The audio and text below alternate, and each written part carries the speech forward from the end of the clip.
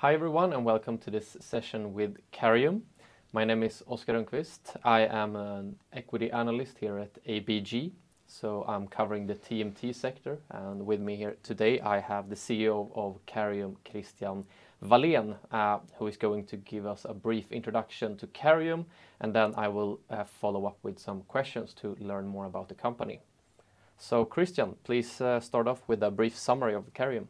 So thank you, Oskar. Fantastic to be here as always. We've been collaborating with ABG for a few years. I'm really happy about that. So Careium, to understand it, you need to start by thinking about the world, where the world is heading. And aside from climate, maybe geopolitical tensions and all those things that we read about in the papers all the time, the one thing that we tend to miss about how our entire society is heading in a new direction is the fact that we are getting older. As a society, we will see an increased amount of elderly people, and we will also see people, thanks to medicine and good healthcare and care, being older for longer. And this is very much the core of what Careium is all about. The fact that by 2060, you will have 1/3 of every single individual in Europe above the age of 65. And this, of course, proposes an immense challenge to our society, as it will fundamentally change how it needs to operate, how we will vote, how we need to adapt physical places and so on, and also how we need to care for all these individuals and their new emerging needs. And that is the very foundation of what Careium is about. So what we do is that we create the hardware, the software, and the services to enable what is affectionately known as technology-enabled care.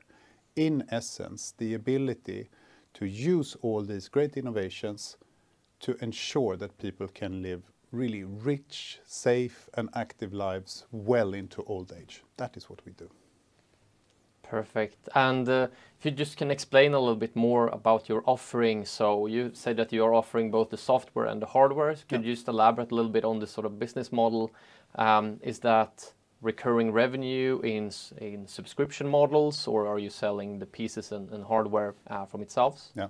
So we are active across Europe in about 6 or 7 countries, depending on how you look at it. We are where about 85% of the spend going into this industry across Europe is happening. So we're pretty well positioned in that regard. And what we do is slightly different market by market, because we have different market conditions. Sometimes we have a very strong business to the public, such as in the Nordics, for example, where we provide the sort of end-to-end service of hardware, software, and monitoring services, alarm response centers, and so on, in one package for a municipality in Norway or in Sweden, for example.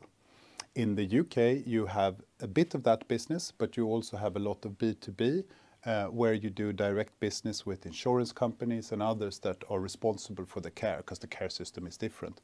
And in the case of the UK and some other markets, you also have a very big and healthy private pay opportunity and market, because not all markets have the same level of sort of state or municipality funded care as you do in the Nordics. So our business is slightly different depending on where we are. In Germany, we're a pure play B2B hardware and software focused, whereas we in Sweden, for example, are very much end-to-end service delivery focused. And all of this amounts to, in simple terms, maybe about 70% of our revenue coming from recurring contracts and ongoing engagements, and about 30% from more direct sales related to products and also subscriptions to systems. All right. And if you just talk a little bit about the market trends that you see in the different markets. So is the first thing you talked about is that maybe we have a big pressure on the public healthcare spending. Is it the same across all of the countries in Europe? Or? Absolutely. Absolutely. And I think this is the call for technology in a way, because we will not be able to afford it by just throwing more people into the mix. We need to be smarter, and that's what sensors and data and alarms and installations allow us to do if they are running on very smart software also. But I mean, the overall trend is the fact that the demographics are changing. So that is sort of undeniable. But there is also an underlying trend of the level of penetration for these types of services. So the most advanced market in Europe is actually the UK, where about 15.5%, 16% of all people aged 65 plus, they actually have access to these types of service and use them in their everyday. Whereas if you compare that to Germany, for example, you will see that number being around 5.5%. So there is also the penetration rate going up, coupled with the demographic shift. All right. And you say that a lot of, or a big chunk of your revenues are stemming from B2G, i.e. Yes. business to government contracts. So I guess that there is a lot of, public procurement in there. Sure. What makes you differentiate yourself to your competitors? Why are the governments choosing Careium over your competitors? Yeah. So I think here is where it's very helpful to be a Swedish company, because we have a very, very high level of technical quality and innovative approach to the development and design of the hardware and the software, which is the fundamental for the service delivery.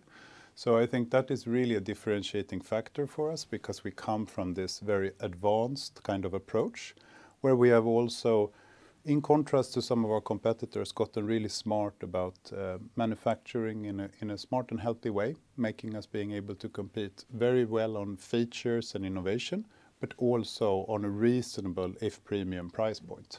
So I think it's that combination in our business that is, at the end of the day, quite critical, because you are responsible for the well-being of people. Quality is such a hallmark of why you choose to go with one option or the other, because you need to be very, very secure in that these hundreds of thousands of people that are in the care of this technology and these services, it really needs to work, because the outcomes, if it doesn't, are actually quite abysmal at times. And so that you recently just put out a press release of launching iCare Center, where you also had a new customer. You recently, just a week ago, I think, hired a new chief technology officer. Can we see an increase in efforts in terms of R&D and technology spend from you? And how do you see that going forward, balancing that with just delivering the quality service that you have had? So for those that don't know us, we were a spin-off from the company Doro, where we were, Doro centered on phones for senior, and we basically did all the other technology. We were a part of that business, and it was spun out in December of 21. And since then, Careium had a really rocky start as its own public entity. And we spent a lot of time on getting things in order. Now, the main reason for why we had those issues were down to the fact that as part of Doro, there had been a number of acquisitions that built up the company, and they were extremely poorly integrated. And that is what caused the abysmal profitability. Growth was still very good due to the demand in the sector, but profitability for Careium was not that impressive. So now we are fully leaning into the fact that we need to become a European champion. That's very much our bet in this industry. How to become that? Well, it's about the technology. So obviously we need to strengthen our R&D and competences in that area. And this hiring, for example, along with many other hires that we have done over the past couple of months, we have a new CFO, we have a new CIO and so on. They all come together towards becoming more of a competence-driven, ambitious, and technology-centric company going forward. And as you mentioned, we're really proud about the launch of the iCare Center, which is an addition to our SaaS portfolio. And it is essentially, in essence, then a management system for sensor data, IoT data, and incoming alarms, and the environment in which you work. And we launched it or announced it rather, not just that we ourselves are stepping into this and shifting out all the infrastructure that we've been using, but we are also onboarding major scale clients across Europe onto it. And I need to come back a little bit to what you were referring to, the rocky start of Careium, but rather not just focus on the rocky start, but the recovery story that you have made over, it's almost 2 years now. I think it's started off late 2022. So what has changed, or what efforts did you do that drove this successful recovery from the very rocky levels, so to say? Well, I think a lot of people have been really impressed by how fast we've been able to do it. Since the outcome is basically night and day for where we were in maybe September of 22 when things were not looking so good. I think the stock was trading at 7 SEK. We're now at 36, 37. So in essence, what we did and why we were able to do it so quickly, of course, it's a huge team effort getting everyone on board with a good plan to get back to a solid foundation. But the main reason for why it was doable in such a short time frame was the fact that the majority of the issues were caused by ourselves. It was maybe a lack of integration, a lack of maybe knowing what it meant to stand on your own 2 feet and not being part of a larger business entity. And that means that if you can do basically 10 years worth of integration-less legacy very, very quickly in about a year or so, and you can get the people and the processes and the ways of working in place to function as an entity standing on its own 2 legs, those are things that are within your control. Now, this is really hard work. A lot of people have chipped in tremendously to make it happen, thanks to a very, very engaged culture that we're fortunate to have. But that is why it was possible. So in essence, I think, had these issues been stemming from us not being fit for the customer or losing out on the market conditions, but that was never the case because the growth was there all along. It was just our own inefficiencies, and that you can always work with. And if you're quite resolute, if you're quite clear, you can do it quite quickly also. Yeah, and very linear and impressive margin recovery, of course. And going forward, you increase your efforts a little bit in R&D. Yeah. But I mean, to become a European champion, maybe you are, looking at new M&A opportunities, and, from the beginning, you have been a very M&A centric company. Definitely. And now the balance sheet has become a little bit more, healthy in terms of, let's say, M&A opportunities again. So how do you balance the organic efforts and the M&A potential going forward? What are you trying to achieve here? Well, so to answer that, I think we need to just take a small step back and look at what is the overall landscape across Europe. So the overall landscape, we are the 3rd biggest company in our industry. It's extremely fragmented. And what that means is that you have tons of really small scale operations running all over these markets in Europe that are really minuscule. They might be 25 to 30 million SEK in revenue on an annual basis, running at 10% EBIT, maybe 7-18% EBITDA. So there's tons of those all over. Above that are a number of somewhat larger scale, some with good market standing, some with less good market standing, in each and every market that are not branching out into other European countries. So what that means is that there are a number of service providers that of course are really attractive to us because we are end-to-end in that we have technology in hardware and software and so on, and these players tend not to. They have not invested in that. So they source and procure all their solutions, basically being an integrator, owning the customer. So this means that this landscape is very much still a fragmented one. And you can kind of start seeing it. We had a Norwegian competitor being acquired by a large-scale PE fund or firm just a month or so ago. It was announced, a month and a half. So others are looking, of course. But we have consistently said that until we're at the point where we feel that we have integrated our legacy of acquisitions to the level where we can be extremely efficient in taking on new entities, we won't do it up until that point. Are we now there? Well, I think the results speak for themselves in terms of the profitability. So clearly this is something that we now need to look to. And thankfully, there are a lot of opportunities out there. In addition, it's also the fact that you need to know this weird little niche that we operate in. And we believe we might have a bit of a few months worth of head start in knowing where to look. So this is very interesting for us and we are looking into it, of course. But no plans, no communication, no guidance on inorganic growth or anything. Perfect. And just on the M&A potential, what types of synergies do you mainly look at when you target these? Are there both like cross-border synergies where you can utilize, technology and know-how, or are there more sort of in-market consolidation synergies that you look at where you can sort of exploit, let's say, a call center that you have to used for many cases instead? Yeah, well, that's a really good question. And the answer, without being too long-winded, is that it's both. When you look at how our industry operates, you quite quickly realize that if you look at the number one in terms of revenue in our industry, it's actually one of the companies struggling the most. And what that tells us is not that it's poor management on their behalf, they're competent people, but there is a limit to how the traditional scale economy kind of works. You get scale economy on hardware and software and the technology package that you can scale.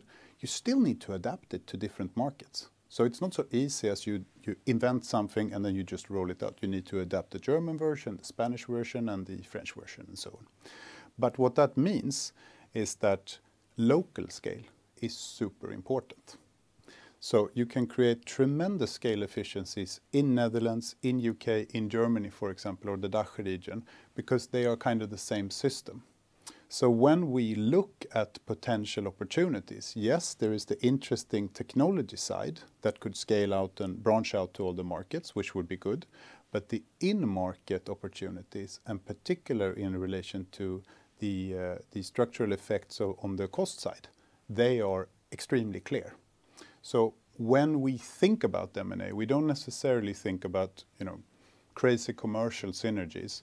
We are a lot more focused on the extreme efficiency that you can create when you get to certain kind of levels of size in a given market. So that is probably something we're looking more to. In addition, we have really talented and strong R&D teams.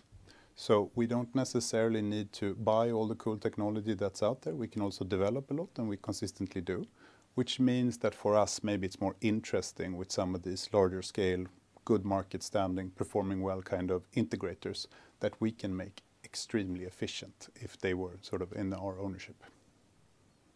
And then just if we transfer a little bit to just the organic efforts, I think that just the market is growing close to 10%, depending a little bit on which source you look at. Which source you go to, yeah. Is it 8%, is it 12 or something? Or is it 6? Or is it 6%? Yeah. But I think that you have managed to put out double-digit organic growth pretty consistently. And let's say in 2024, if we at least look at your guidance, you have 12 to 15% organic growth.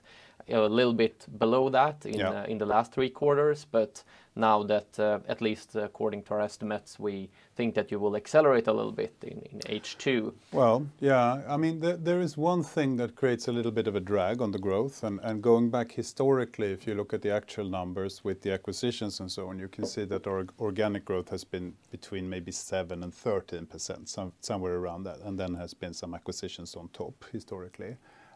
Now, what has happened and what has an effect on our business is the fact that it relies on infrastructure, right? You need connectivity and you need 2G and 3G infrastructure to send all the signals and manage all the data. And for some markets in Europe, this has been a major driver for how fast customers need to switch out. So in France, for example, they are very happy with their old analog networks, and they intend to keep them up until 2030 when they're going to decommission them. In the UK, it was a very clear kind of roadmap towards closing down the analog infrastructure very quickly that forced customers to really look to how to transition from old analog to sort of new digital, heavily favoring us, of course. Now, what has happened in both Sweden and UK, which are our 2 biggest markets during this year and starting in 4th quarter of last year, is that these governments have basically communicated that we need to extend these timelines because we would put people at risk if we rush this, if we were not, having all the service providers ready to truly take care of their seniors in a digital sort of new world. So that has created a little bit of a drag, and this is why you see the numbers not meeting the guidance due to these factors, essentially. And we do foresee that what happens is that we have a more of a drawn out, slightly elevated level of sales over a longer period instead. So for us, it's just about adapting to that. But that is one of the factors that I think is impacting the market, which is perhaps a bit more serious for us because UK and Sweden are our 2 biggest markets, and both of these have these extended runways. UK by 2 years for their analog transition, and Sweden announced just May this year that we extend 2G, 3G support for another year. Exactly, and just looking at the balance between growth and margins going forward, I think that over the last 4 quarters, the operating margin, at least before acquisition-related amortization, has hovered around 10% and has sort of stabilized. So going forward, where you see this structural market growth, where there is a lot of opportunity, there's a fragmented market, how do you balance between, you know, having these healthy margins and going for growth? Well, in an ideal world, and you will not always be successful with this, you want them to follow in kind of lockstep, right? So you don't want to lose out on your good margins because they are clearly a sign that you have opportunity and you are attractive and so on, but you don't want to sacrifice the growth either. So this is a constant play for us. And as you alluded to, I mean, we're very serious about being an even stronger technology company. And that, of course, requires funds and resources. I think everyone understands that. Now we're in the midst of this early stage AI revolution. No one in our industry has done anything meaningful around that. Of course, we need to look into that. So while I make no predictions, I mean, we are going to be a solid and stable and profitable company. That is number one for us. And then the growth will go a little bit up and down. Maybe better to think of it over a business cycle due to some of these changes on delays on certain roadmaps, or who knows, France might decide to do it faster. That can also happen. So for us, it will be a balance play. We're not going to tank our profitability in service of technology development or anything like that. We're also a little bit fortunate in that we are in the markets that matter in Europe, so we don't need to go out on this costly kind of land grabs or anything like that, but we rather focus on doing really well where we are. All right, perfect. I think we conclude this session there. Thank you for listening.